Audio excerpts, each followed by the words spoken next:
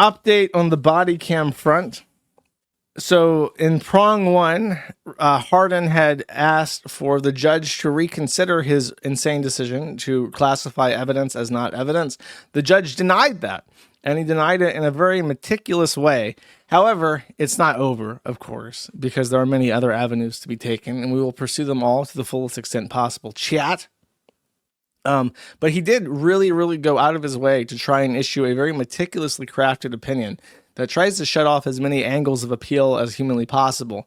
However, the main thing that he does is he says that on all matters of law, Hardin is completely correct. And that if this had been entered into evidence, then it would be public record and you'd be able to get the body cam footage. No questions asked. So on the matter of law, Hardin is admittedly, according to the judge, completely and totally correct.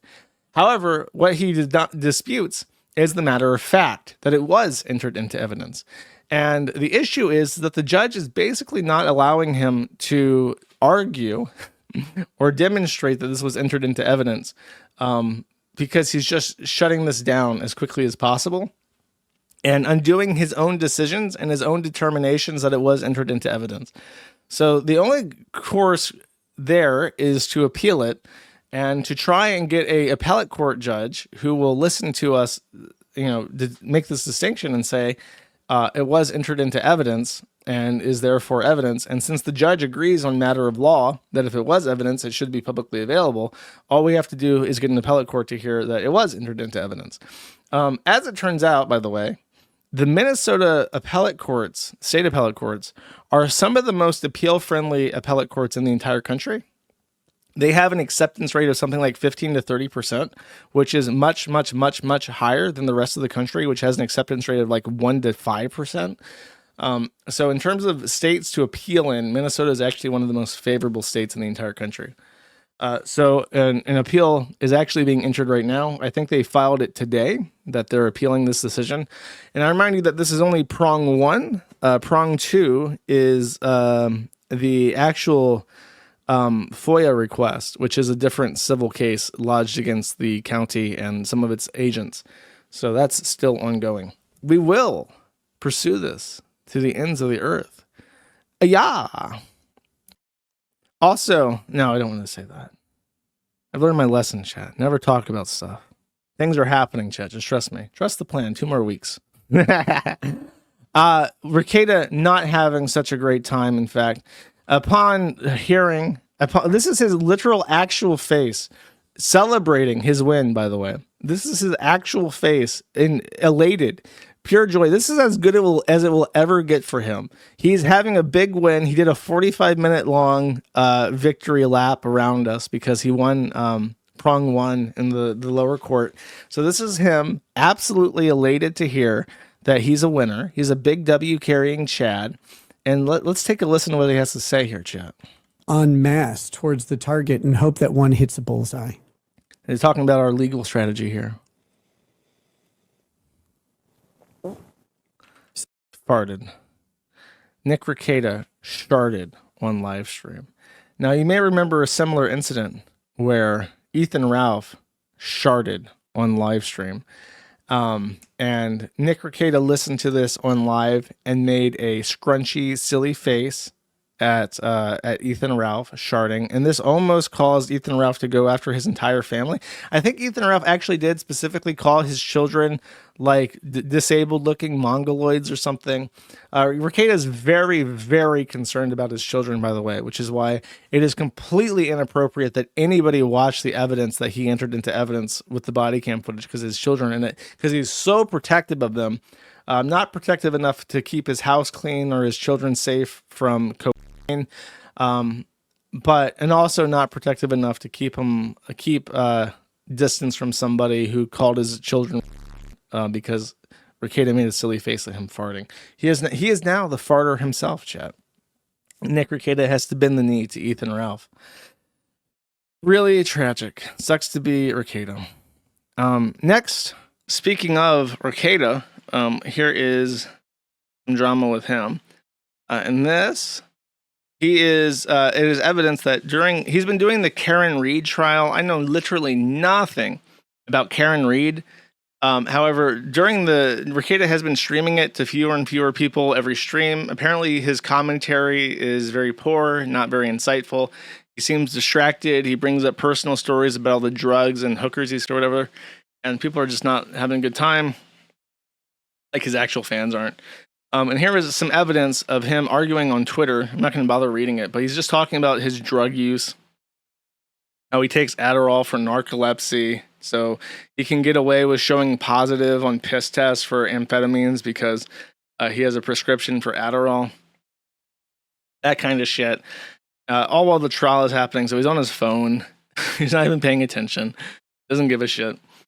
And he apparently had this like conference. He showed up in something with Patrick Melton. And if you don't know, Patrick Melton is the who said something about Aaron Imholte's kids. He's just like one of the most grotesque, disgusting people ever. So Rekieta showed up to this thing. And what did Rekieta have to contribute to this conference in Las Vegas with a... Well, he brought over a red refrigerator. And this is the drink fridge. So this refrigerator, from my understanding, sat next to the bed where they had cuckold.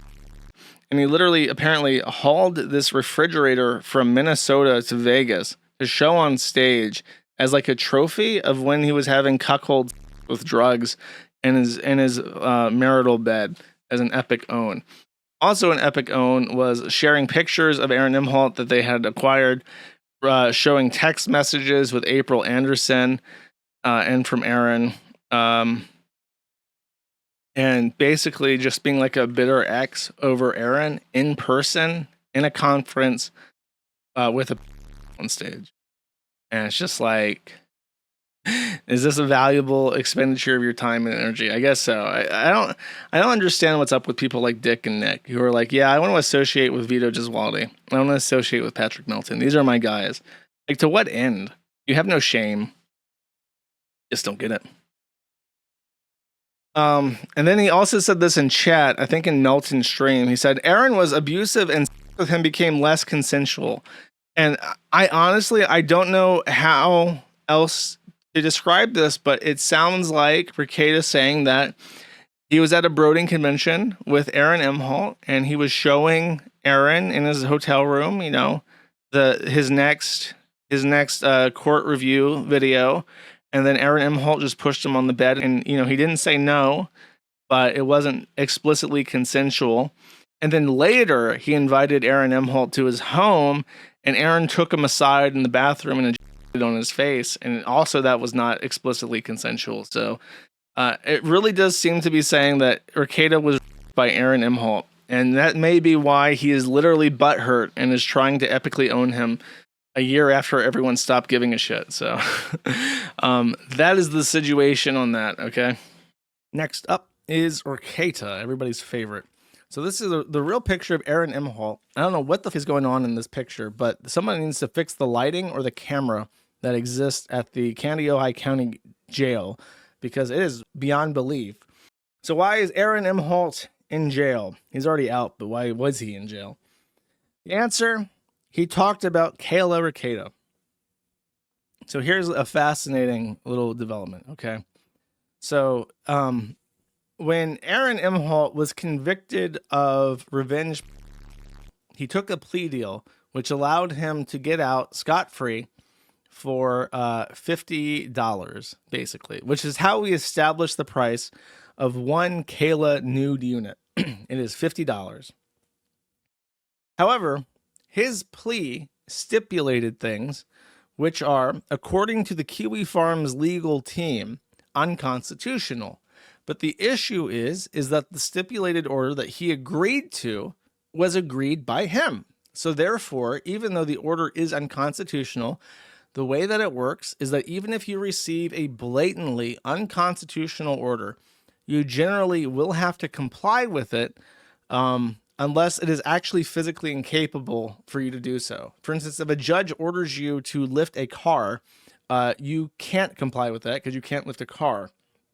But if a judge orders you not to talk about somebody, that is unconstitutional, but you do have to comply with it until it is appealed. The issue is that Aaron Imholte agreed to this stipulation, and generally speaking, the court will allow you to agree to things that generally it could never impose on you if you actually agree to it.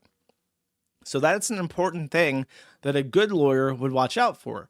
The court can tell you not to do certain things, but only if it's allowed to by law. However, it can agree to things that you agree to, even if they're very unusual. For instance, I remember a long time ago, there was a woman that got arrested for like some kind of really, really petty crime that was committed at a Subway. She lost her shit at a sandwich artist in a Subway and committed a crime that was serious enough that she went to jail. She agreed to, as part of her plea deal, to get a job at Subway for like a month. Obviously, we have anti-slavery constitutional amendments, right? So a judge could never order you to go work at Subway for a month, but he might accept a little quirky plea deal that involves working at Subway for a little bit, because I think that's actually a really fair way out of it. Okay, you don't go to jail, but you do have to work in service for a month, and then you'll get some appreciation for what it's like to work in service, you bitch. That's completely fair, but you have to agree to it. Aaron Imholte agreed to an unconstitutional prohibition on him talking about Kayla Rekieta. It is constitutional to be prohibited from talking to somebody, but it is not constitutional to be restricted from talking about somebody unless you agree to it, which he did. It would be the job of his attorney to say that you don't want to agree to this because you are a talk show host on the internet that covers internet drama, and the juiciest drama you know anything about is about the Rekietas. So eventually, if you agree to this plea deal, you will eventually run afoul of it. And there's nothing that we can do about it because even though it's unconstitutional, you've agreed to it. That's what a good lawyer would say. His attorney did not appear to give him that rundown. And as a result, he is bound to a court order that he would have to work very, very hard to undo. Because in law, it's always easier to stop something from happening than it is to undo the thing that already happened. So he would have to try and throw out the plea agreement, and then he would have to get a new plea agreement and have to get that ruled unconstitutional and so on and so forth. And then he still has like a violation of probation thing for violating the court order, regardless of if the order was valid or not. It's like a huge deal. So he shouldn't have accepted the plea deal to begin with. And in doing so, he actually threw out a lot of his own arguments in his defense. So he put himself in a really bad position, which allowed him to inevitably get caught up. And fun fact, Rekieta has been hinting that he wants to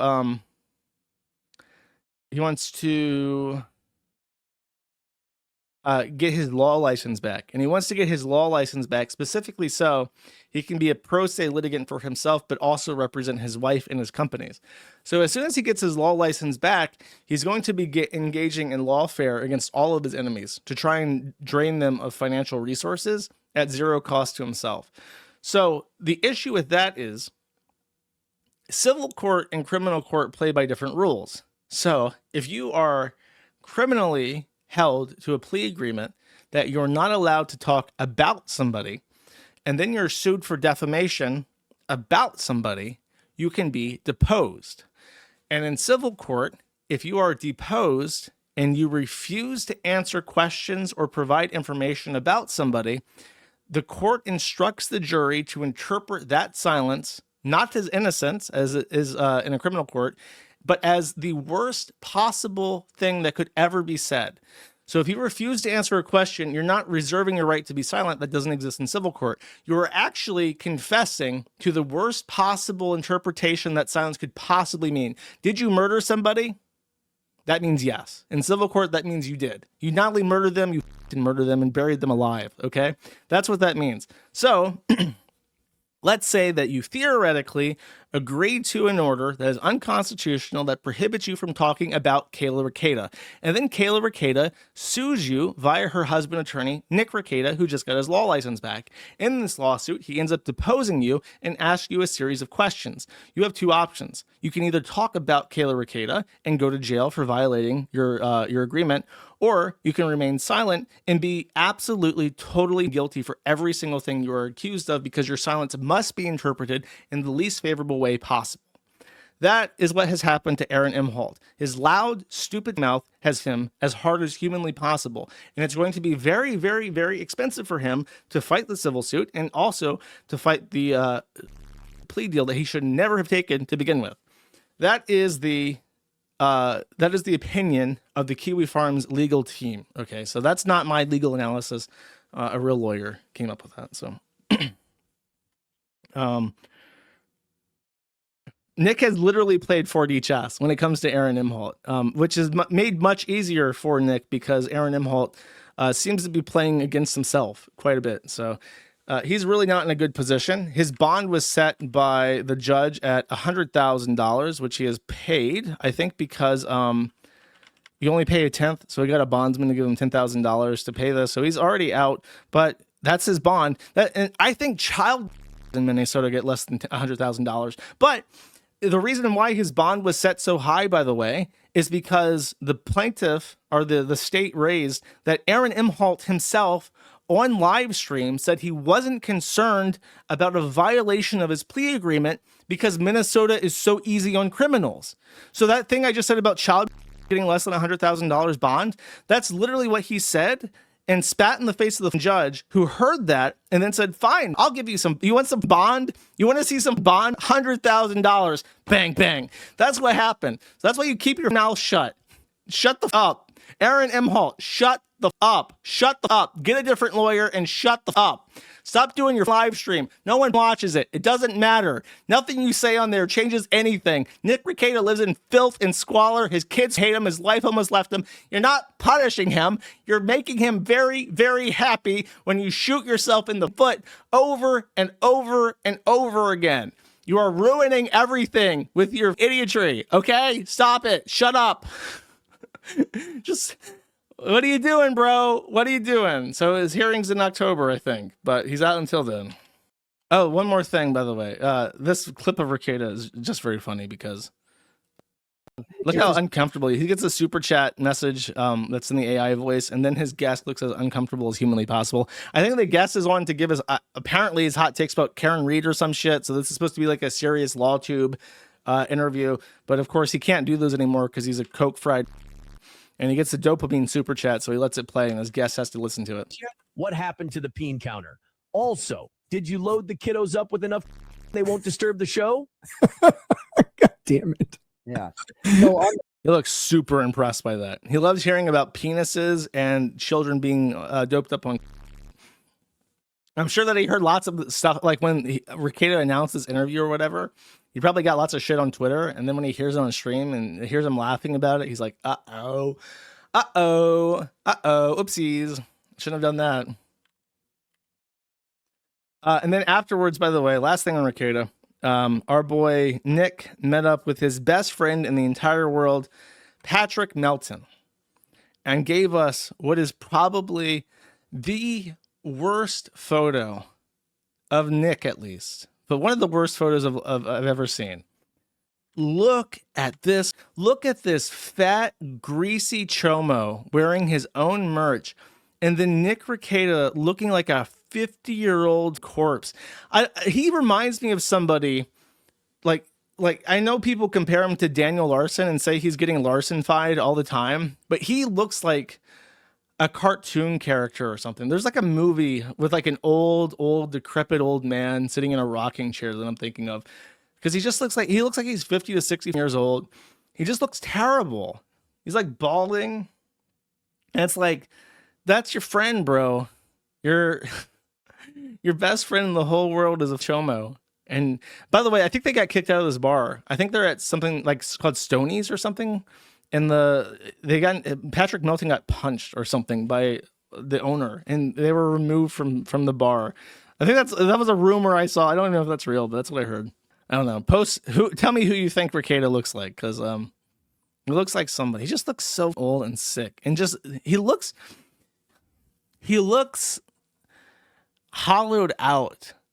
It's like an actual. You know how like in like a video game, how you have like in certain games, like in like in Fable, you have like that morality meter, and it's like when you're good, you have like this glowing radiance around you as you're in your character, and then when you're evil, like the ground cracks and turns to lava as you walk around, and you're like all like shadowy and shit, and you have little devil horns and stuff.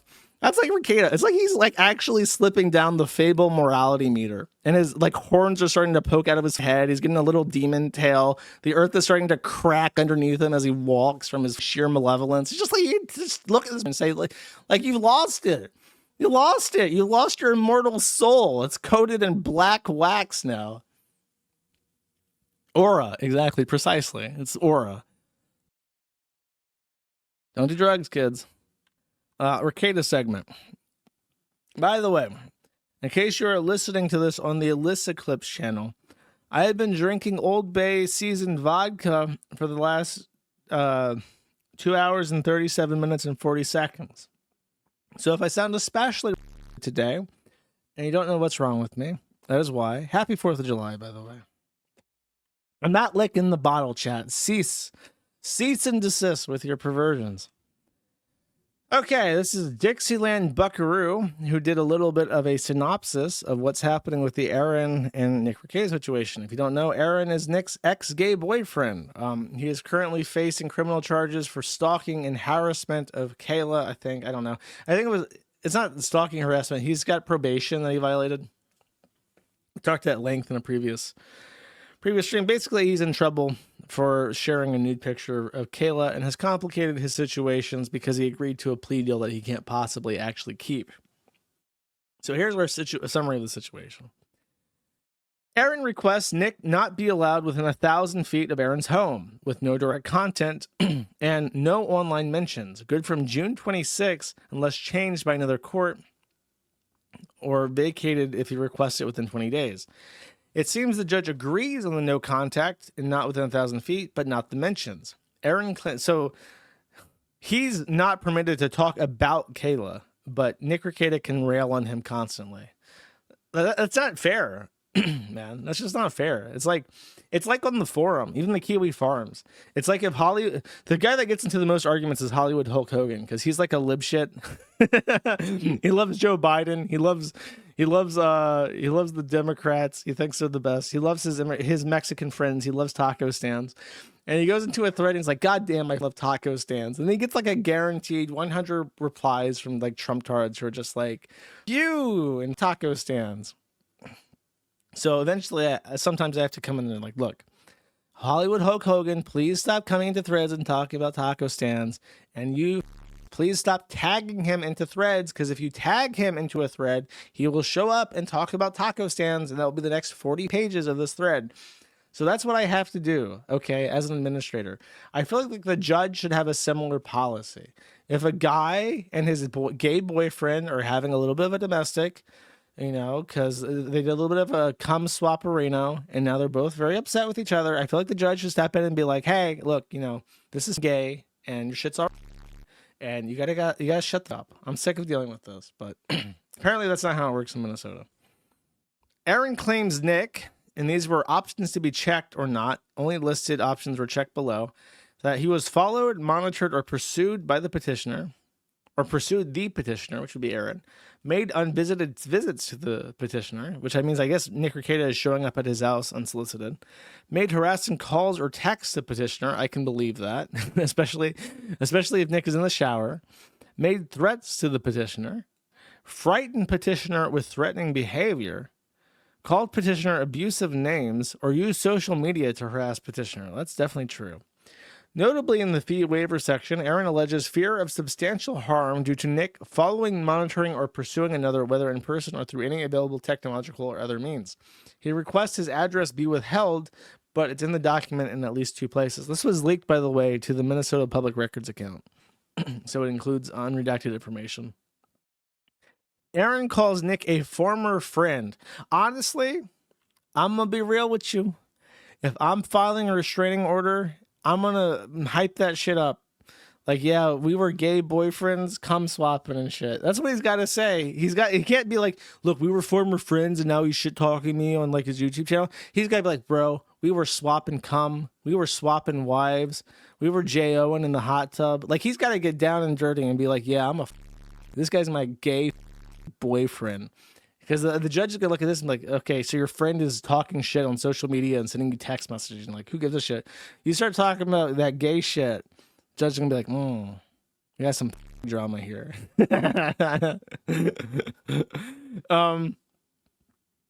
The April 11th date from Nick does appear, and it does appear to be Aaron's handwriting. The end date for the using personal info without consent to invite, encourage, or solicit a third party to engage in a sexual act with the victim ends November 10th, 2024. That must be when Aaron finally secured his Google account, ?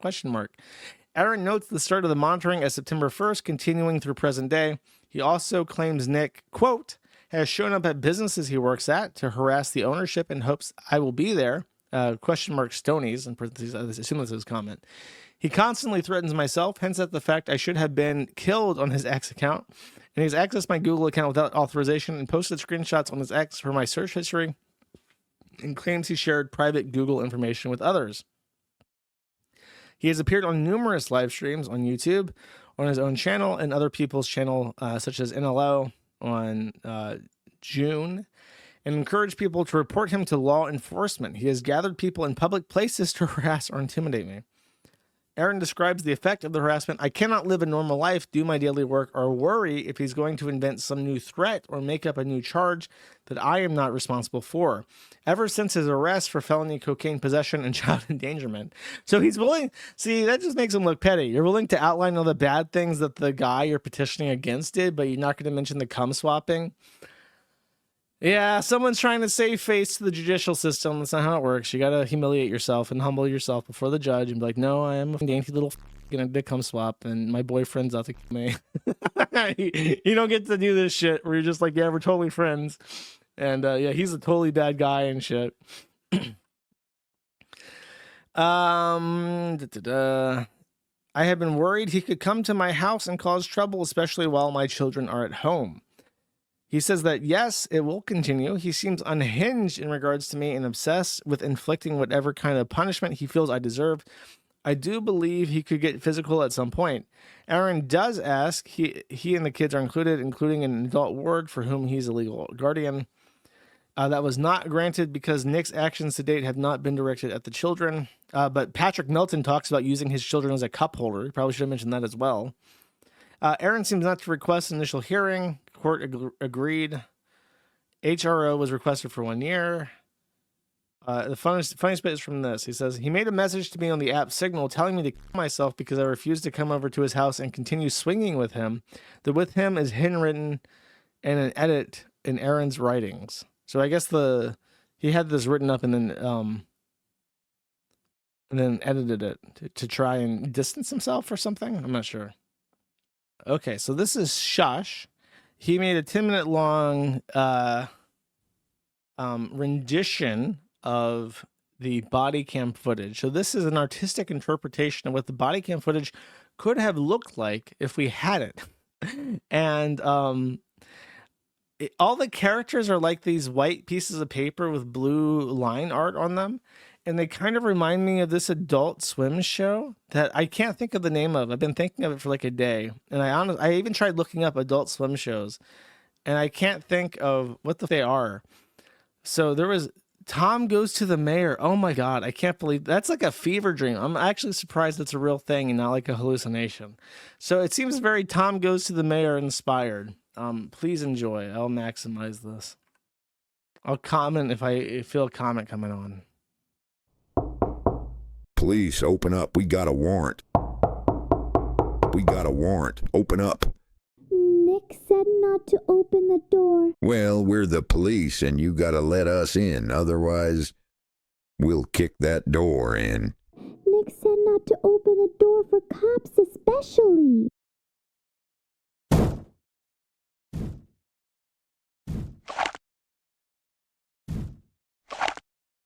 You flinched. Nuh-uh. Pussy. Where'd you go? You okay? I'm here. So Sarge look.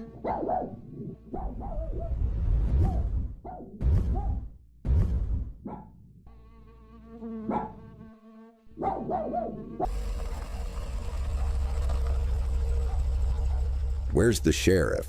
He's busy. With what? Sucking wieners. I got the kids. Let them change into some clean clothes, then take them outside. They don't have any. Take them outside then. Sarge found these two hiding in the bedroom.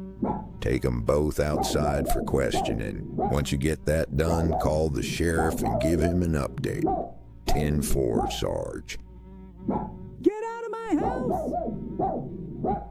Get out of my house! Now, now, now, now, now! We've got a warrant to search the premises, so we need you.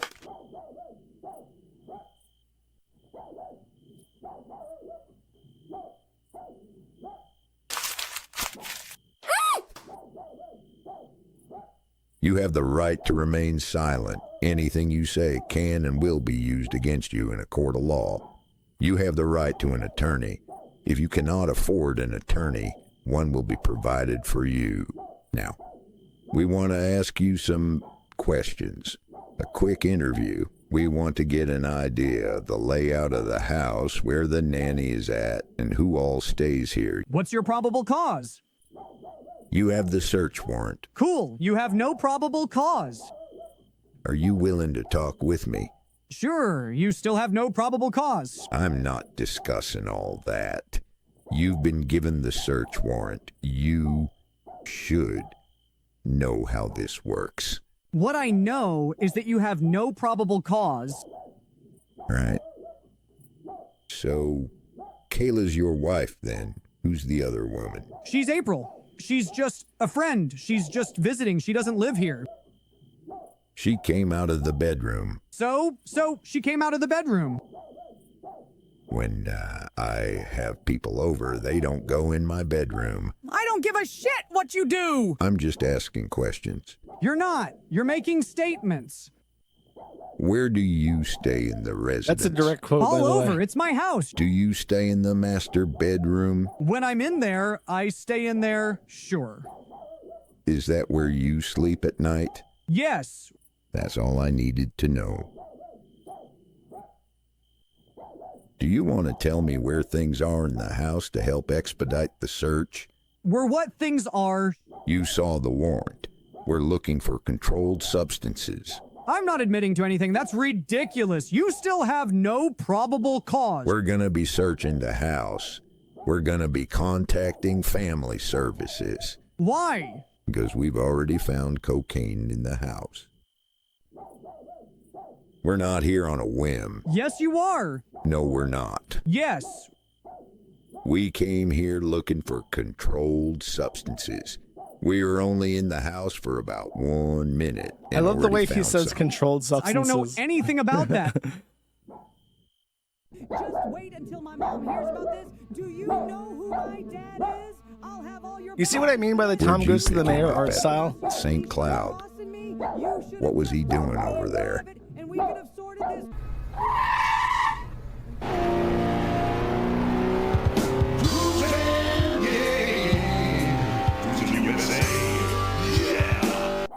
Have you been read your Miranda rights? Yeah.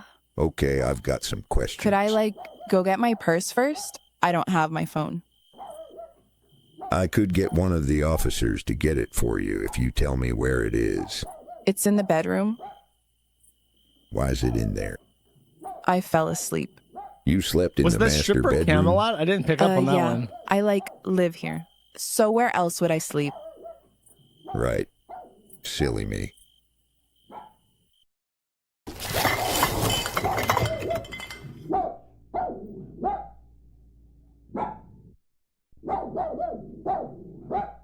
This part's artistic interpretation.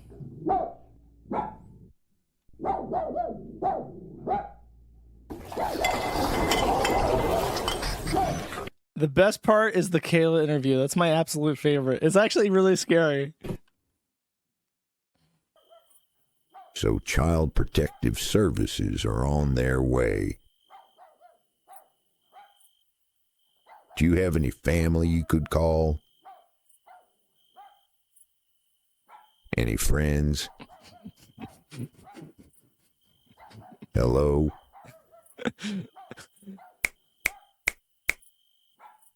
Why does child services have to get involved? It's because we found drugs in your house and your daughter tested positive for cocaine. That's not true.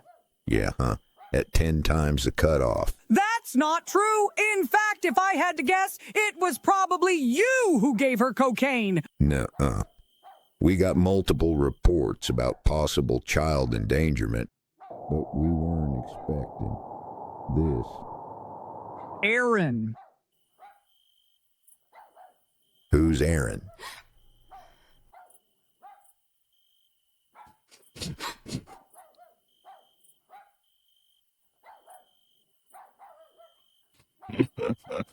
I feel bad for people just listening. You have to Someone pull do something about I'll put that it on the dog. mati.internet.com archive for this 10-4 episode Sarge. if you're only listening. How's the search going? Slow. We found more drugs in multiple rooms and a couple of loose guns, but the amount of trash is making it an ordeal. What type of drugs? Cocaine, ketamine, and all sorts of pills. Sarge found some more pills. Who's Celeste? It's his mother. He was yelling about her earlier. He's stealing pills from his mom. I'm gonna go talk with the kids. Where was he? Locked in the bathroom, pissing shit everywhere. I think they interview each of the kids individually. There's a really funny thing. I don't know what the designs of the kids are based off of. I assume they're just random like pictures of like models or something.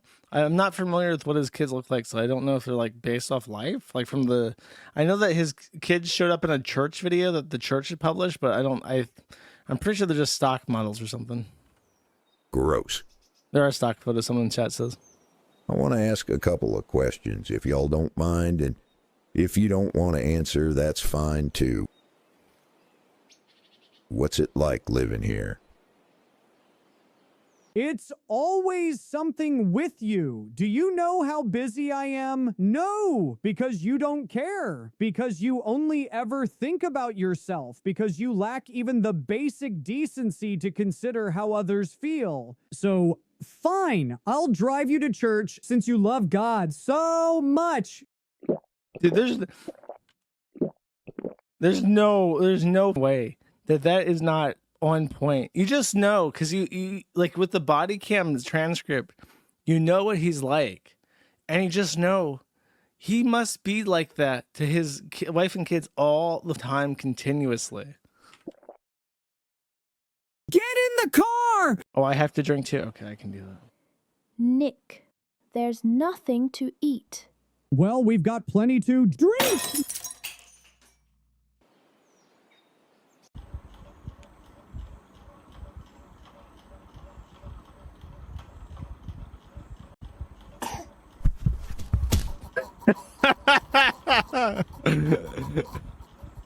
I'm not gonna hurt you, but I'll you.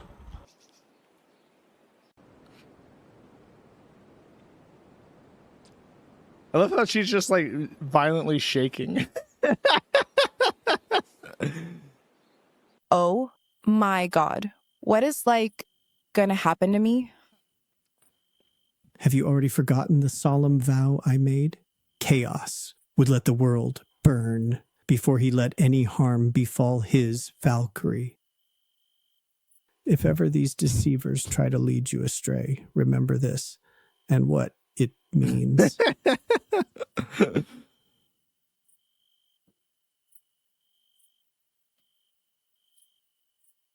That's an awful lot of comfort for just a friend. I hope you get gonorrhea and die. Watch your head. What?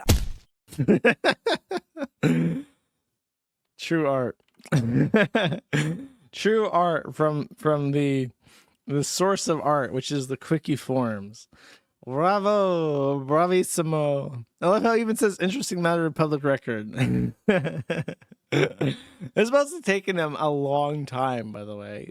Even a little bit of video editing is a very time-consuming thing to do. So that's quite a sacrifice that he made. Very well done. Hassan loved it. Hassan, you could see Hassan's reaction throughout that entire video, and he really appreciated the artistic liberties taken. He's a big fan of the show, actually.